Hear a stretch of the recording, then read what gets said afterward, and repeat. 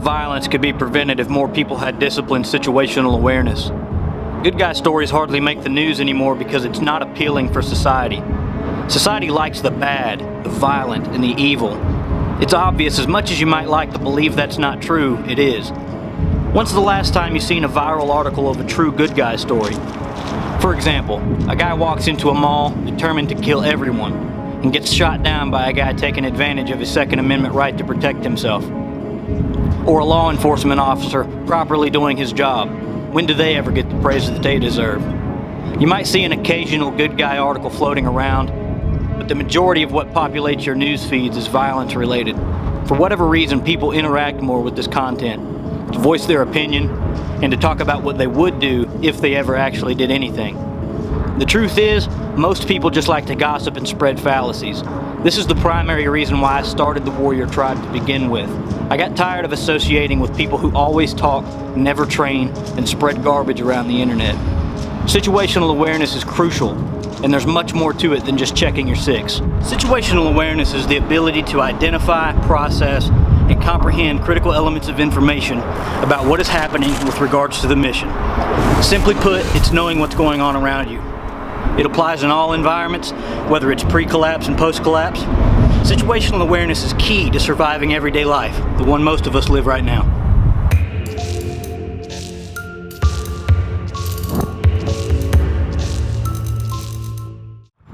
So if you missed episode 1 in this series, please click the link up top right now, pause this video and go watch it. It's based on strategic pre-collapse planning. In this episode, we're going to talk about situational awareness. And situational awareness boils down to 3 key elements: observation of sight, sound, smell, and time, understanding behavior, which is body language, and memory, practice, and preparation. Situational awareness is the perception of environmental elements with respect to time or space, the comprehension of their meaning, and the projection of their status after some variable has changed, such as time or a predetermined event. So here's the formula. Observation plus action plan equals outcome. We know what that outcome is. But what happens when X is thrown into the mix? Observation plus action plan plus X equals what? We don't know. We can never control all the variables, so it's important that we limit and control the ones that we do have. This is when having a keen ability to assess your situation and environment, predicated on what you've observed, decides the results of your next actions. We can never know when or what the variables are going to be, so it's important that we understand the characteristics of that beast. If you're not aware of your situation in its entirety, that proverbial snake in the grass might sneak up and bite you.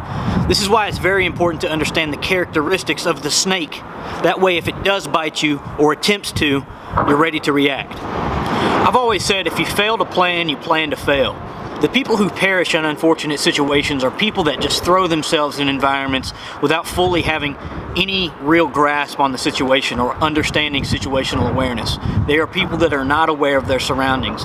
They either don't think people are as bad as they actually are, or they think that they're just simply too hardcore to get hurt. So the first thing you need to do is conduct a variable assessment. How do we control that X? The first thing you want to do is make an assumption of the state of your environment based on the characteristics of it. Here's a few questions to ask yourself while you're formulating your variable assessment.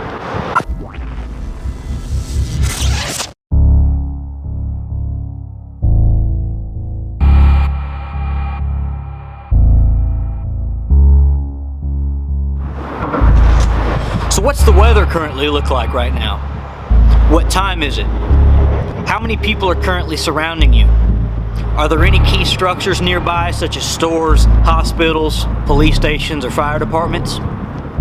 What's the most common crime to occur in this area? Does anything seem out of the ordinary? And how are people around you behaving? These are all common questions to be asking yourself, and there's literally hundreds more. There's so many questions that you could be asking yourself, but don't expect to be able to answer them all in a split-second decision. The more time you have in a situation, the more time you are allotted to develop a solid observation of what's going on around you. So don't expect to be able to answer all of these questions, just be sure you answer the most critical ones first.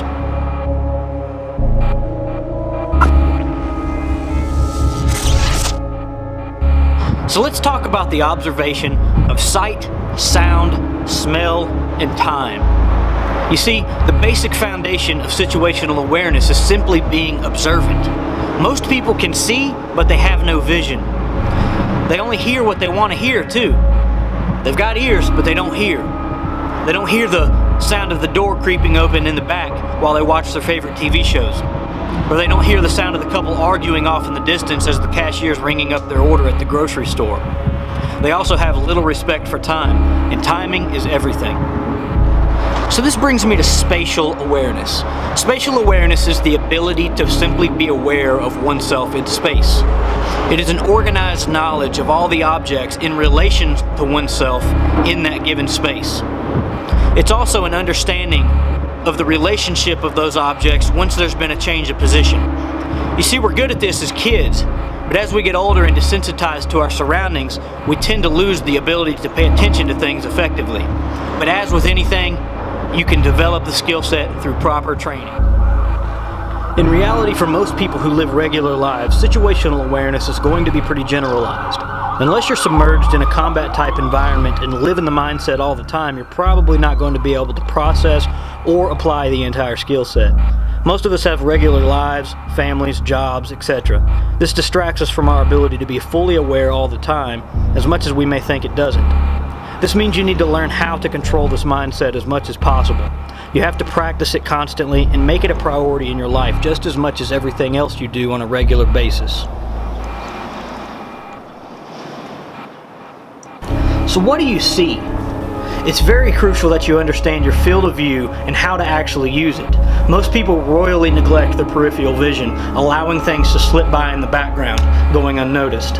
The cool thing about peripheral vision is that it can be utilized simultaneously. As you focus intently on the subject in front of you, you can mentally process what's going on around you by utilizing your peripherals. So here's a good exercise you can do to understand what your field of view actually is. What I want you to do is focus intently in front of you. Focus on the subject as if you were in a conversation with somebody, just like I'm speaking to you now. So I'm going to focus on you, and I'm going to take my hands and go all the way out to the sides as far as I can go until they're no longer in my sight, my peripherals. So I'm not looking in either direction. I'm looking directly ahead, and I'm utilizing my peripheral vision to see what's going on the outskirts of my eyes. So you might find that you might have a narrow field of vision. You might find that you have a really wide field of vision. It's going to be different for everybody. For me personally, I can see just a little bit beyond the back of my head. So that's a good example exercise to do to understand what your field of vision actually is. The great thing about it is, again, I can focus intently on what's going on in front of me, on the conversation that I'm having with somebody or the task that I'm performing, and I can still be mentally processing what's going on around me. You also need to be paying close attention to everything. Don't just let everything that comes through your eyes pass through it without first analyzing everything about it that you can. Notice road detours, construction sites, the number of vehicles around you, lights, and activities and events. It's vital that you analyze. Don't just pass it off, because the moment you really should have the most might result in something you don't want.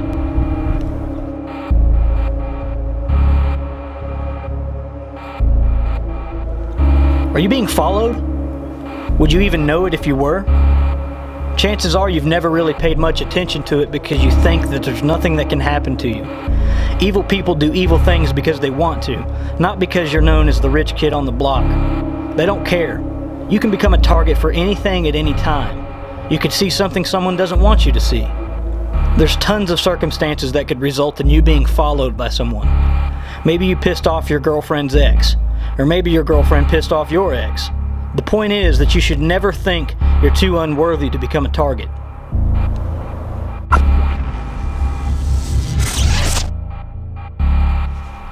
Cyberstalking is also a very common thing that usually happens before someone actually starts stalking you in public.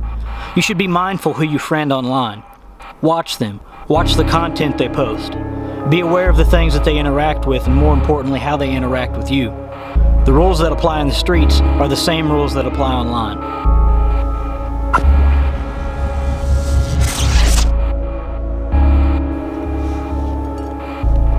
When analyzing your surroundings to check for someone stalking you, pay attention to mirrors and windows. This allows you to look at something in a place that you wouldn't normally be able to see, and the person following will have no idea that you actually marked them. Once you've confirmed your tail, you can create a diversion plan to lose them or entrap them. What can you hear? Listening is a little different. Our ears are not quite as multitaskable as our eyes are, but with proper discipline you can remain more soundly aware of what's happening around you. You have to practice this and develop it as a habit. There's really no other way to hone in on this skill other than just making it a priority in your mind as something to pay attention to. What can you smell? Do you notice anything distinct about a person? Their breath or their body odor? The smell of foods or fire or smoke? Any distinct smells can serve as a mental anchor in your memory just as much as what you can see or hear can. Timing. Timing is critical. Most of society is late to almost every obligation they have. You should be paying attention to your commute times. How long it takes you to get from point A to point B with or without traffic, in bad weather, or in a hurry or not. As I said earlier, it's hard to discipline this mentality for average people. We have many distractions in our day-to-day lives. If your goal is to be less of a target to prevent violence from happening to you, this is a key element to develop the habit of paying attention to.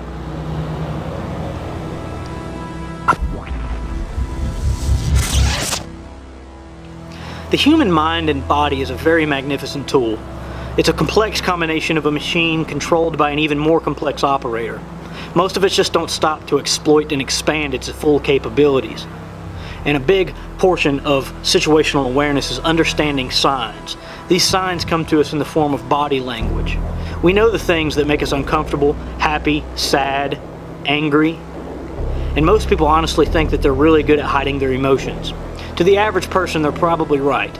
It's how we're able to get away with lying to anybody and get away with it most of the time. But to the situationally aware person, however, it's not so simple. Our bodies will do certain things in reaction to certain stimulants. Number one being the personal bubble. The personal bubble is the area that the body naturally declares its comfort zone. Depending upon how comfortable you are with an individual is how far you will allow them to breach your comfort zone without actually adjusting yourself in response to that situation. Next time you engage in conversation with someone, pay attention to their footing. If they take a step back when you get close to them, it means that they either don't like you or they're not comfortable enough with you to allow you to get that close to them. So that's what the personal bubble is. The next thing is eye contact. Eye contact is very important. People focus intently on what they care about the most, and they're not afraid to get close to it. So if you find that you're carrying a conversation with somebody and you notice their eyes glancing off into the distance, looking down a lot, nodding their head and just looking around a little bit, maybe even combining the personal bubble and you're too close and they take a step back, combined with the non-eye contact that's going on, you can pretty much make the assumption that they don't want to carry conversation with you and they're trying to avoid it altogether. Again, this simply means that they're not comfortable with you yet, or they just simply don't like you and they're trying to avoid conversation altogether. Step number 3 is tonality. The tone in which people speak to you can tell you a lot about their emotional status, their confidence level, and their overall interest in being engaged with you in conversation. Part of being a good negotiator comes down to understanding the language of sales, which consists of things like rapport building, influencing skills, and listening skills. These can come in handy when you need to maintain control in a conversation, and control can be the impression that you're losing the conversation or winning it depending upon the objective.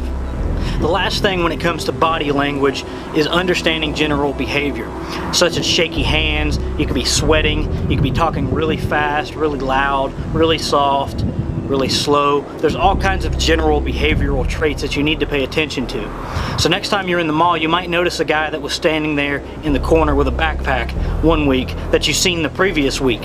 Nothing too strange, right? It's not that uncommon to see somebody in the mall with a backpack. Only this time, you notice that the guy is pacing back and forth. His hands are shaky. He's not really seeming to know what he's doing. He might be sweating a little bit. So these might be all precursor signs for you to be able to dictate to get out of a danger area instead of becoming a victim, or being able to react appropriately to a response of violence that's going on around you. You never know when these things are gonna happen, so you need to be aware so you can react accordingly. The last step in my situational awareness guide comes down to memory, practice, and preparation. As with anything in life, situational awareness is a skill set that can take many years to develop and a lot of discipline to maintain properly.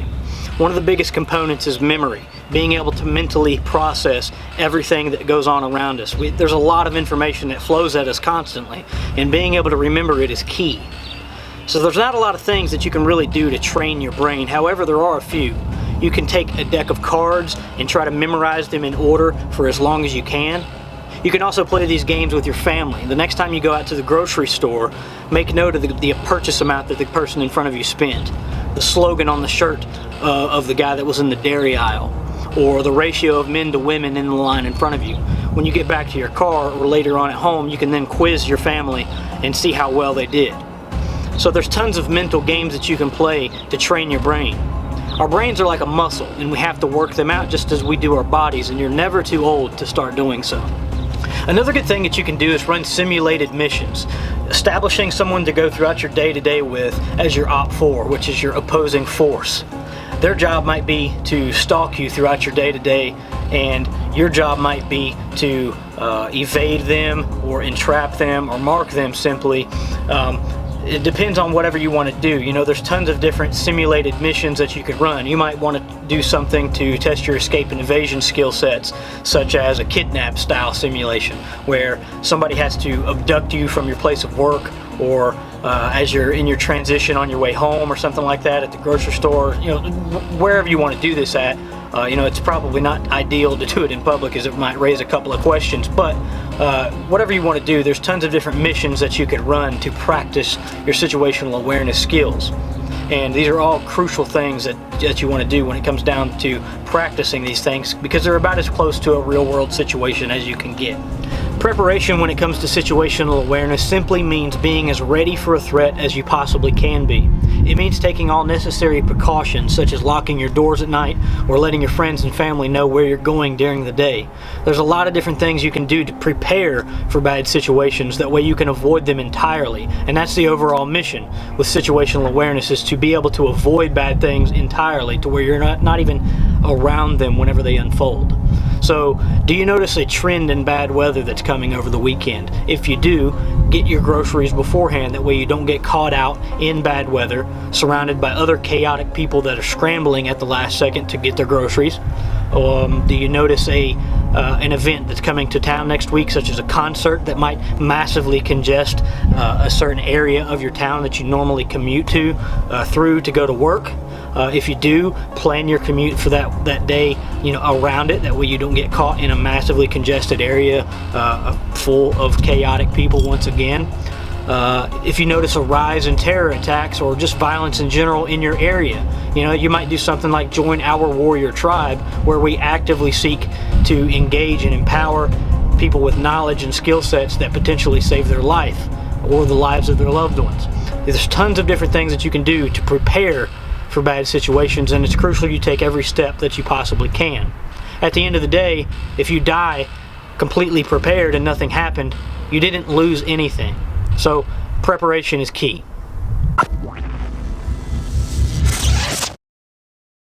The key to memory is to create a mental anchor revolved around what you want to remember. You can do this by associating distinct traits with something, such as smoke to a fire. There's tons of different mental anchors that you can create in a bad situation to remember specific things that might help you whenever the event is unfolding. That way you can get out of it. So for example, say you're kidnapped. If you get kidnapped, you know, normal people are going to freak out the entire time probably, or in the initial stages for certain, and they'll miss critical elements of the situation that could aid them in retaliating whenever it's over, or getting out of it in general. It's not just about prevention. Sometimes situational awareness will help you get out of a bad situation when you're in it. So you know, you might get kidnapped and you might remain calm enough to notice the tattoo of a Spartan on the guy's arm, or you know, you might make notice of their oddly low-pitched voice, or the bad smell of their breath, or their height and build, the color of their hair, the length of their hair, a slogan on their t-shirt. You know, these are all different elements to a situation that you can take note of. You know, again, going back to what can you see, what can you hear, right? These are all critical elements of information that we process that ultimately help us create an assessment of our situation. So that is the key to memory. Training is the most critical element to everything in life. Reading or watching something alone doesn't do you much justice if you don't actually get out and apply the tactics to see if they work for you or not. And you shouldn't just take someone else's word for it or not. You got to get active, you got to get hands-on, and you've got to train. We must become aware, and we must be warriors to survive the endless chaos that surrounds our lives. Alright guys, so that's going to wrap it up for my Urban Survival Situational Awareness episode here. I really hope you enjoyed this video. If you did, please take time to share it with your friends and family. It just might save their life, and that day might just be tomorrow. We never know when bad situations are going to unfold however we can, and it is our duty to be prepared for it. So again, if you like this, please share it, comment, like, subscribe below. And you know, in our next videos to come, we're going to be talking about gray tactics, combat tactics, and S.E.R.E skills. And these are all combined together. They're all things that include elements of what we just talked about here in regards to situational awareness. Situational awareness carries over to every element of survival, whether you're in the wilderness, whether you're in an urban environment, whether you're going to the grocery store, whether you're at work, or whether you're at church. Situational awareness is a constant thing, and we must remember to condition it and employ it at all times. So, if you like this, leave me a comment, hit the subscribe button, and I'll catch you guys in the next episode. Thanks for watching. Of other trees, but you get stuck with a lot of these little knots. So it's really important, because this is what you're going to be laying on. You want to go ahead and knock off all those knots. Take your knife,